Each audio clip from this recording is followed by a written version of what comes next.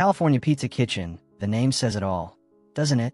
This nationwide casual dining chain has been struggling since 2011, with roughly half of their U.S. locations closing down, dropping from 265 spots to just 131. But perhaps the clearest indicator of their troubles is their bankruptcy filing in July 2020. That's never a positive signal, right? While the pandemic certainly impacted a casual dining establishment where 78% of patrons traditionally ate inside the restaurant, it's worth noting that half these closures had already happened in the years before COVID-19 hit. So problems were already present.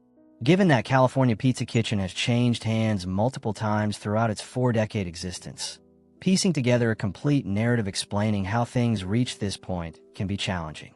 I believe it would be helpful to examine each ownership period individually and discuss the positive or negative influence each had on the brand. Kindly subscribe so you don't miss the next company that went from billions to bankruptcy. These stories are wild. The founders. Let's begin with founders Larry Flax and Rick Rosenfield.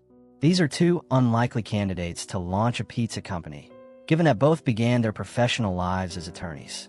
They first met in 1970 while working as federal prosecutors in Los Angeles. After several years, they departed to establish their own practice, becoming criminal defense attorneys.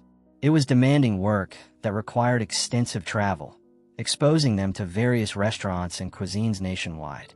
Following more than 10 years running their firm, they handled an especially frustrating currency fraud case that resulted in a hung jury.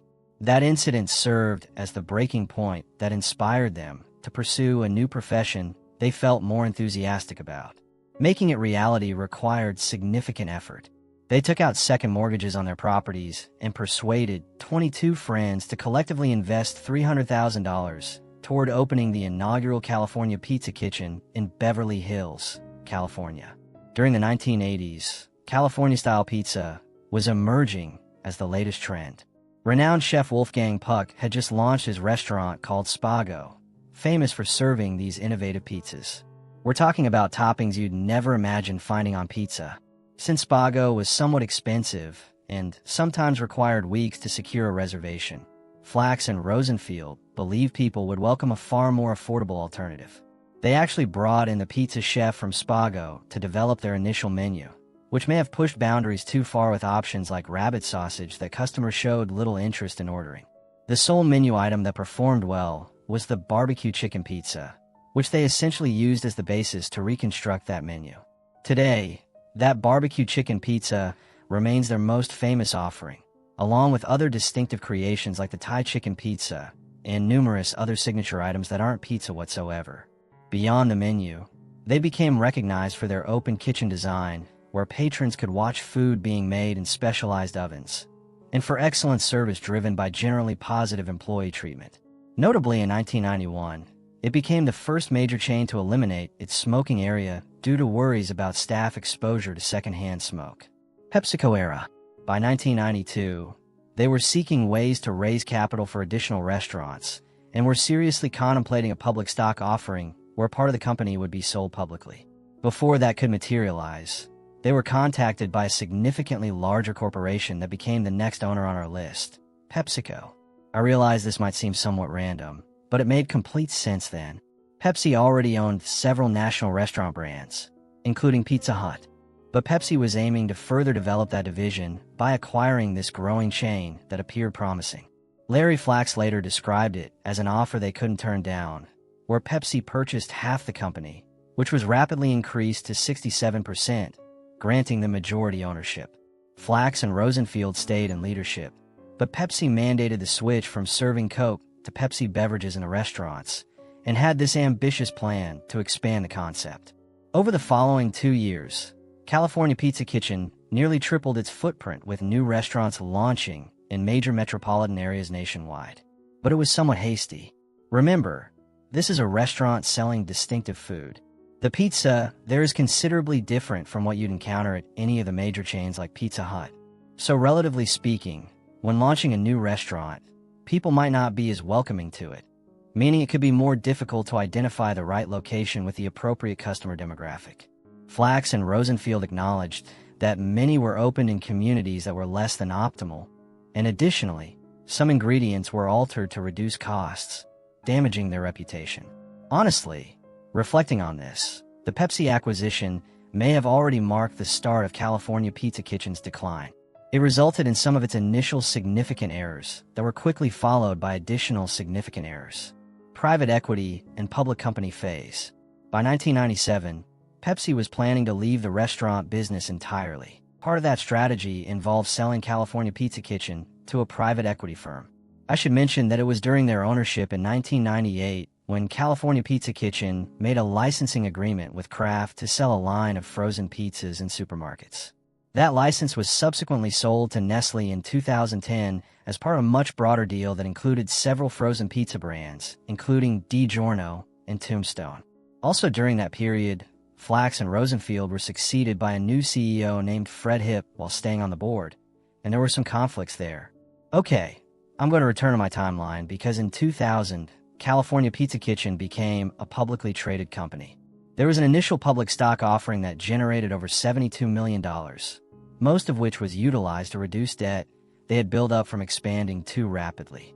And then, regrettably, it appears Fred Hipp led them right back into the identical trap, where they again accumulated debt by expanding too hastily. It was nearly the same error as previously, where they made numerous poor real estate decisions and compromised quality to get numerous new restaurants opened. In 2003, probably due to all the problems the company was experiencing, Flax and Rosenfield were brought back as company leaders and genuinely slowed operations down. To me, this appears like a much healthier period for California Pizza Kitchen. These two had gained wisdom from experience and had more of a personal investment in the restaurant, so they were cautious with their choices. The company was finally dedicating more time to investigating new sites, enhancing the current ones, and quickly increasing comparable store sales. The decline. But all that achievement was temporary because by 2009, sales were already dropping again, primarily because of the recession. 70% of their restaurants were in or near shopping malls that experienced a severe decline in foot traffic. Plus, casual dining generally was affected by the economy. Fast casual concepts had already been capturing market share for over a decade, and this was somewhat speeding up the trend. In summary, it was an unlucky time to be a chain of mall-located casual dining restaurants. All the turmoil resulted in yet another ownership change in 2011 when it was purchased by another private equity firm. This time it was sold for $470 million, the highest price of any of these purchases, partly because California Pizza Kitchen was near its peak location at that moment. This sale prompted Flax and Rosenfield to leave the company permanently, and despite some commendable efforts, the new management has not achieved strong outcomes. Honestly, I'd argue that most of their challenges were developing in the prior decade and simply kept worsening. Decreasing mall traffic, customers moving away from casual dining restaurants, and more individuals getting food delivered and eating at home. I mean, pizza is like the quintessential delivery food, right? So, as more individuals were having their pizzas delivered by the major chains, fewer people were dining in at pizza restaurants like California Pizza Kitchen. Even examining Pizza Hut retrospectively, they have aggressively transitioned away from dine-in locations toward ones that exclusively allow for pickup and deliveries. Attempted revival and bankruptcy. I think it's evident that industry trends have been working against California Pizza Kitchen, but they have been attempting to combat it. Perhaps the most ambitious effort was in 2015 with their next chapter transformation, as they termed it. It was quite substantial. They renovated numerous restaurants, reduced the regular menu while introducing seasonal choices, and overall attempted to look more contemporary and provide customers more reasons to visit. In 2018, they were the first major chain to offer their pizza with a cauliflower crust, but I don't believe any of it was particularly successful. Meanwhile, they were falling back into debt because I suspect it must have been challenging finding funds to cover all these menu modifications and renovation initiatives while sales were continuing to decline. So in 2020, they were already in a weak position when the pandemic triggered an even more severe sales drop to a level where it was crushing. They were over $400 million in debt and couldn't manage to maintain their debt payments, so they filed for bankruptcy. The primary consequences of this bankruptcy was that their debt was reduced by more than half to a more sustainable level, and there were new owners, the debt holders. Yes, it was basically a debt-for-equity transaction, where the individuals who had loaned them money forgave some of the debt in return for company ownership. Current state and future. And there have been ongoing initiatives to revitalize things, including a loyalty program, a plant-based pizza that has been called Don't Call Me Chicken. How could you not appreciate that name? They signed a new agreement to have their branded salad dressings available in stores you may have noticed lately in various other attempts. But again, not impressive results. They have averaged roughly 10 closures per year since the bankruptcy, so there's not much suggesting a turnaround here. The most recent plan they have revealed is to franchise numerous locations, which is a strategy they have largely avoided within the US. So that could be a straightforward enough method to get their name back out there and rebuild the brand. But naturally, so much of the plan's success relies on how discriminating they are regarding choosing who will be operating these restaurants. I'm simply noting that every significant expansion attempt thus far has had disappointing outcomes.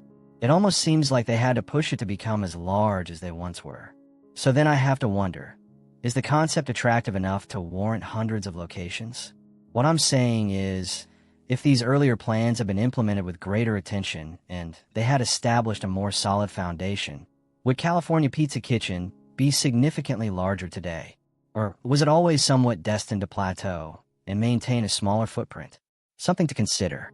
But first, let me know in the comments, what do you envision for California Pizza Kitchen's future? Are they doing sufficient to revitalize the brand? And do you think it is even a brand worth revitalizing? If you're a frequent customer, please share what it is that keeps you returning. Do you enjoy one of their distinctive pizzas or something else on the menu? Is it the ambience, the employees, or what else? And any other opinions you have about California Pizza Kitchen, leave them in the comments. I'd appreciate hearing what you have to say. Thank you for watching.